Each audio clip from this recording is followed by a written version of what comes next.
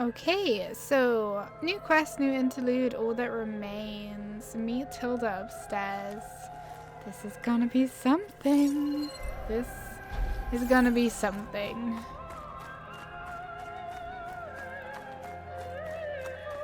Oh, this is where she kept taking Beta. Just a few favorites from my collection. Rescued and stored here just before I went off-world. Take a look, if you like. I'm curious to hear your impressions. My friend is dead. Beta and Gaia are gone, and you want me to look at old paintings? Don't be so quick to dismiss the comfort we can find in art, or the insight we might gain. Examine the art. I'll do a couple, but... Selene and Endymion. She's the goddess of the moon, whereas he's a simple shepherd. Beside her is the god of love, Cupid. So she's sneaking up on him? More like visiting him in secret. The torch that Cupid bears represents Selene's undying infatuation with him. Though the two must remain apart, her love will forever burn.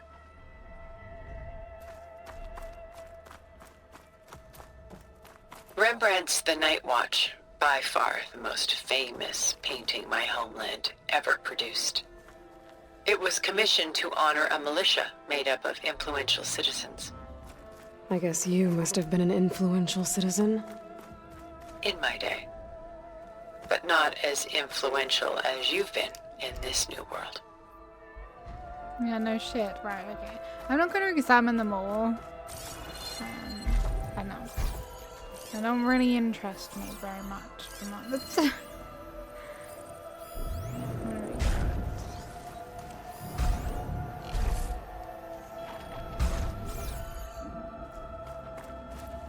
Why do I hear big machine? Done so soon? Yeah. I've got more important things to worry about. This We must be both do. Tilda's bunker. There is much we are trying to save. Not the least of which is in that vault. There's nothing wrong with savoring such treasures for a moment more. Or come upstairs and we'll get down to business. Your choice. I don't like the sound of whatever that sound. I don't care for the art.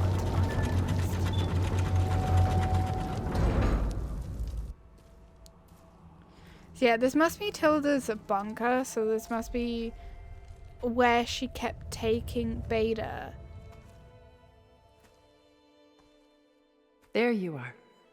Feeling better? How did you find us? At the cauldron? And what did you do to everyone right before I passed out? All business, I see. Well, suffice it to say we were keeping a very close eye on Hephaestus, knowing we would need it at some point. Your ruse didn't fool us, and as for my little trick, it was an overload of the senses, accompanied by an energy discharge. Gerard and Eric were only momentarily disoriented due to their shields, but it rendered you unconscious while I got you out. Perhaps some breakfast might steady you a bit?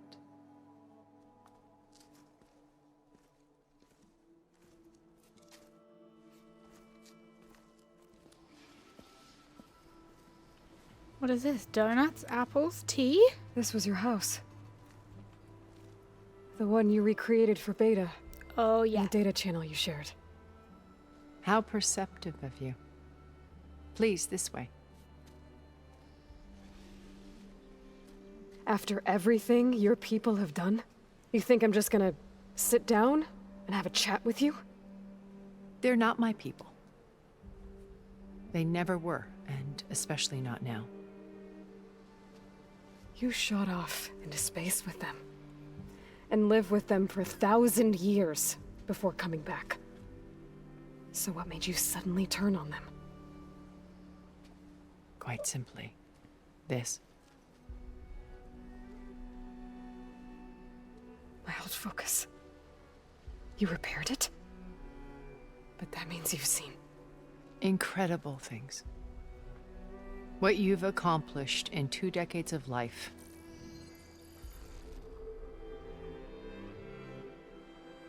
A 1,000 years at my back, and I haven't even come close.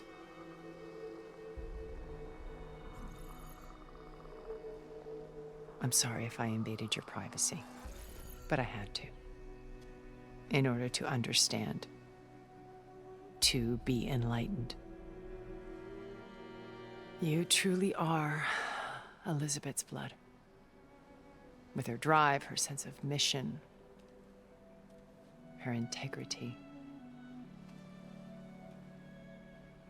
Watching all this shamed me for the company that I've kept. Having seen it, all I want is to help you. Even if it means stopping your friends? Especially so. Please, sit down.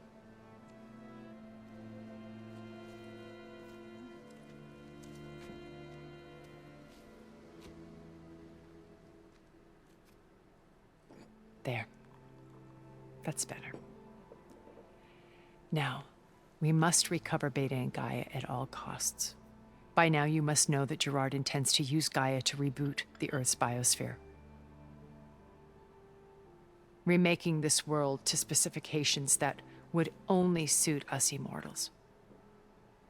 This process will kill every living thing on the planet. He calls it a clean install. Not if I stop him first. Not if we do. And once he and the others are gone, we can work together to fulfill Elizabeth's dream. I'm sure Beta told you that there's a build of the Apollo database on board our ship. A complete collection of human knowledge. With that and Gaia, we could do everything Elizabeth wanted. Heal the biosphere, educate the people of this world, uplift them. Create the world she imagined. Let's not get ahead of ourselves. From what I've seen, your friends are invincible. I do wish you would stop calling them my friends. And they're not invincible. In fact, a friend of yours has found a way to defeat them. Silence. Oh, he's been a busy bee, building an army powerful enough to crash through Gerard's precious base. Yeah. Regala and her rebels. Even now, she's preparing a final march on the Tenakth capital. When she wins, she'll have the entire tribe under her control. Hundreds of warriors and machines to throw at the base. She's been duped. They'll all perish, of course. But it should be enough to break Gerard's defenses and allow Silence to kill him. Along with all the others. Using the new weapon he's developed. Yes, he's found a way to circumvent our shields. Truly an exceptional man. He's planned for everything. Except you and me.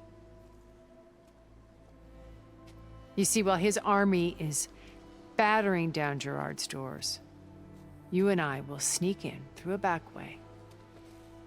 One that only I know about.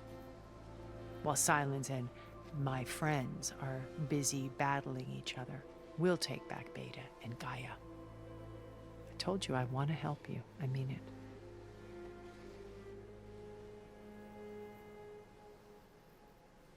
Okay. I don't really want to work with her, and I completely forgot that obviously now they have like Gaia and all of the sub-functions that we got for her and everything like that. We'll go through them, so I want to do Silence first. How do you know about Silence's plan? He isn't the only one adept at spyware. You hacked his focus? No, he's too careful for that. But his subordinates? Not so much.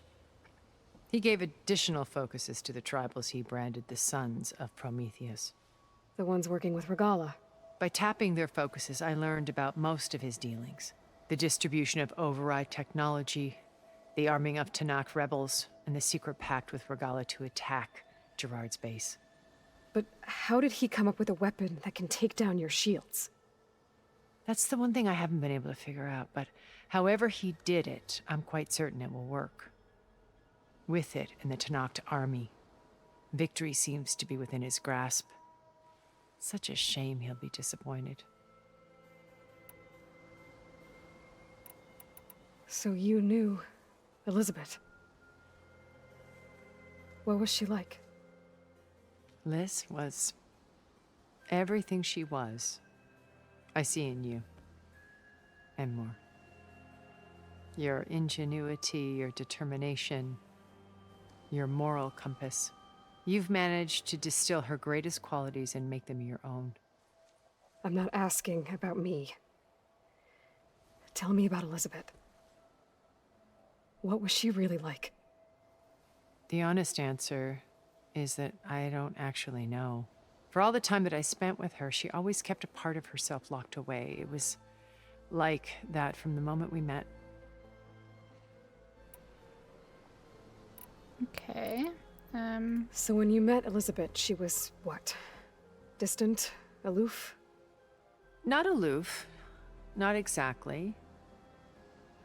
It was a summit in Paris about machine learning, a touchy subject in those days, because regulatory authorities were just starting to clamp down on AIs.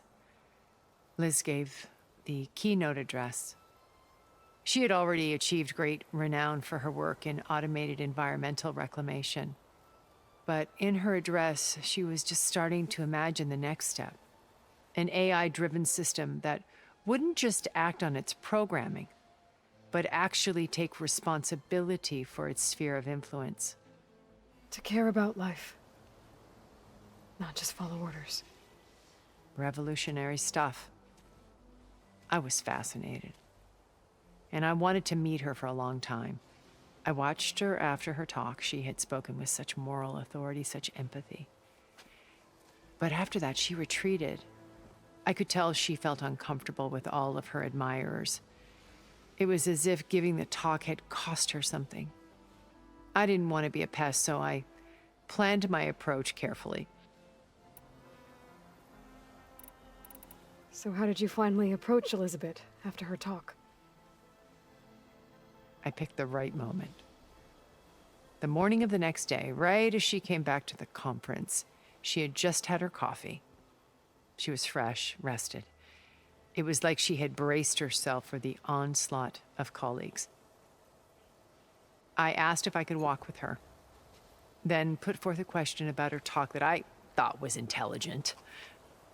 Her answer made me realize it wasn't, but she was very welcoming. Almost as if we were previously acquainted. It was only halfway through the conversation that I realized she knew exactly who I was. It was quite a shock to me. My business was trafficking in secrets, and I took great pains to protect my anonymity. So that was Liz, perpetually one step ahead. I came to view our meeting as a metaphor for our friendship. She always seemed to know me far better than I knew her. I guess I know the feeling.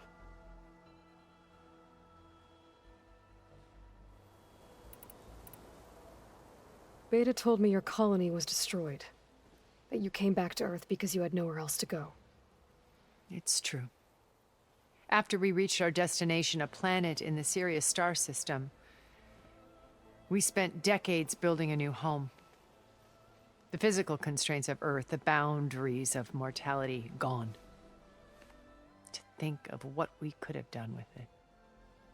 It might have been a utopia. Instead, we stagnated, absorbed in effortless comforts and virtual realities. It took a cataclysm to finally yank us out of our stupor.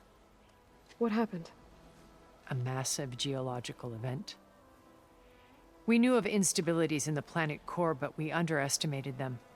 By the time the collapse was upon us, it was too late to stop it. Only a few of us made it to the ship in time. We set course for Earth, the only safe harbor left to us. Which you decided to make unsafe for anyone else. Not me. Gerard. He believes it's better to wipe the canvas clean than work around the smudges.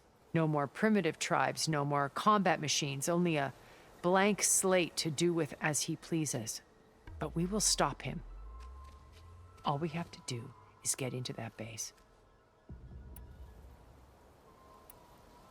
What exactly is your plan to sneak into the Zenith base? We will make use of a lesson I learned from an early age. Always know your exits. In this case, a place where Gerard's new construction meets the ancient foundation, a passage that only I can access. When Silence flings his army at the base, we will enter through this back door, bypassing most of the fighting. The distraction will provide us with a window in which to rescue Beta and Gaia. She's very much like in it for herself, I think. Once we're inside the base, where will we find Beta and Gaia? Here in the command center. By then, Gaia will have been reunited with all of its subordinate functions, including Hephaestus. What about the alpha build of Apollo on your ship? A simple matter of recovery once the others have been dealt with.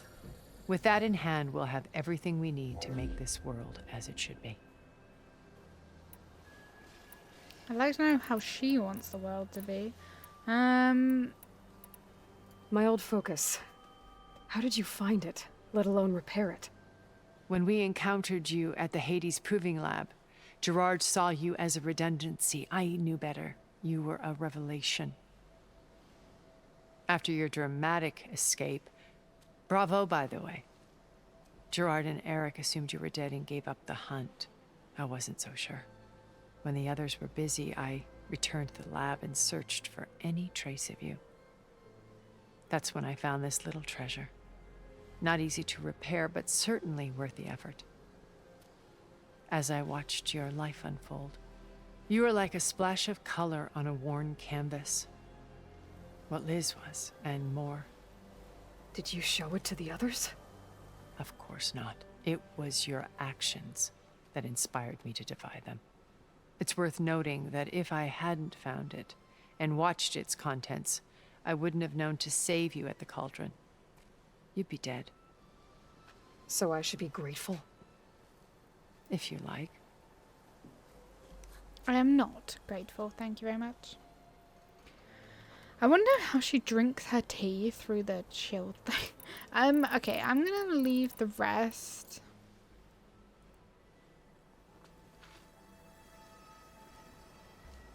First Varl. Now Hikaru and the Tenakth. Your plan would wipe out an entire tribe. There has to be another way. We are in an admittedly desperate situation, but I assure you there isn't. Remember Zero Dawn. Elizabeth's sacrifice. Sometimes many have to die for a new world to grow. If it looks impossible, look deeper. Wait. The data channel. It still exists, doesn't it? I need you to open it. Let me talk to Beta. Impossible. We might be detected. It's worth the risk. There is another way, one where the Tenakth survive. But we won't. If the others... If you want to help, open it.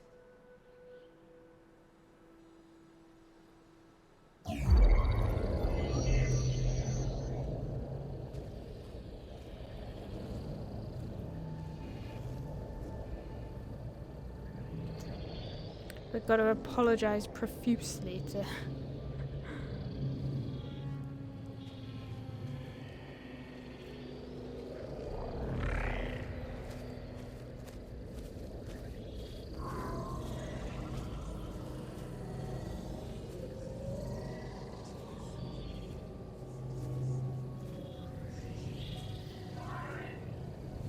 What are they doing to her?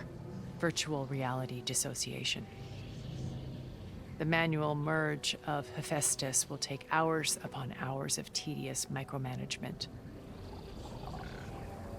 If she resists the work, they run simulations to induce feelings of isolation and despair.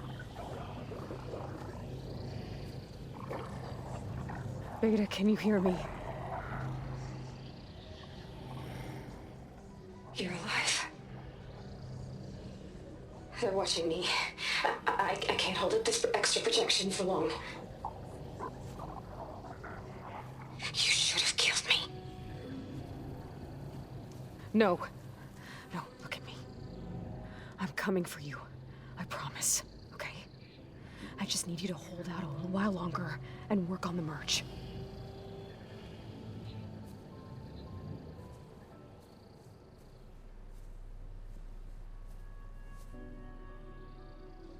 Then I think it can be done.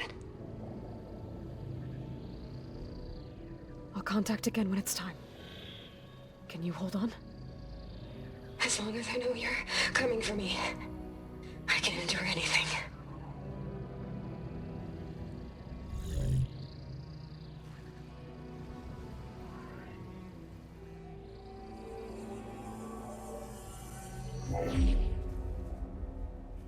All right. I did as you asked. Now I think you need to tell me what you're planning. I'm going to take Silent's army away. I don't need it. Only the weapon he made to penetrate your shields. And how do you propose to get it? Ask him nicely? Without Regala and her rebels, he won't have a choice. We'll be his only option. Only option for what? What did you tell her? That is between me and my sister. Will be Silent's only option for crashing that base. I'll tell you the rest later. But first, there are a couple of things I have to do. Oh. And what are those? Lay my friend to rest. And then I'm going to use the override that Beta gave me at Gemini to put an end to Regala's rebellion. From the air. Wait. Since you insist on doing things your way, I know of something that will truly help you make a grand entrance with the Tenakth. The ancient Horus Titans still possess electromagnetic energy cells as part of their arsenal. Drop one of those on Regala's army and they'll receive quite a surprise.